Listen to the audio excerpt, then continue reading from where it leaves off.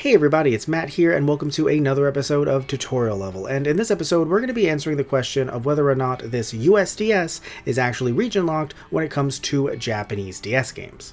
Now, if you're not familiar with the term region locking, basically it's just a way that companies make sure that you can't play games that aren't in your region on a console or handheld from your region.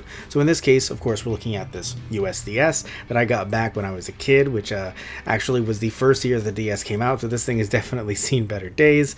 And we're going to be looking at this Japanese game, and it has a rather long name, but basically it is a crossover between Detective Conan, which in the US became Case Closed, and Kindaichi, which we got a little bit of that in the form of a manga that was just canceled by Tokyo Pop, so we haven't really gotten much of a series in the US. This game, of course, is in Japanese. Now we're going to turn the console on, and we are going to put this game in, but you might notice that there is a little bit of trouble reading the game. That is not because it's Japanese, gotta pop this thing out and pop it back in, it's because this DS is old, like I mentioned before. Because yes, thankfully, Japanese DS games are compatible with US Nintendo DS's. The same is true of European games as well, I just don't own any. So what's really cool is that yes, you can play this game. However though, do be advised, it is a very text-heavy game, and just because the game is compatible with your USDS does not mean that the game is going to be in English.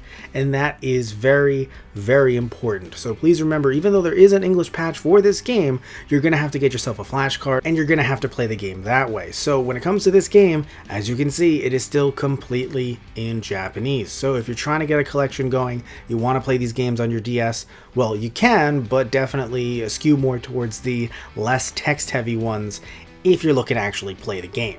But hey, at least it works, and that's pretty cool. But do be advised though, and I will be making a separate video on this, when it comes to games that actually have certain enhancements on a DSi, while they will work here, they will not work on a US DSi. So there is a little bit of region locking going on when it comes to the DSi because that has firmware updates. This little thing over here doesn't, so thankfully we can just pop in any game. You will have certain performance issues that you normally would with, let's say, a US version of, let's say, Pokemon Black and White 2, but when it comes to certain enhancements, also Pokemon Conquest, I believe, has them as well, you won't be able to play a Japanese version of Pokemon Conquest on a DSi.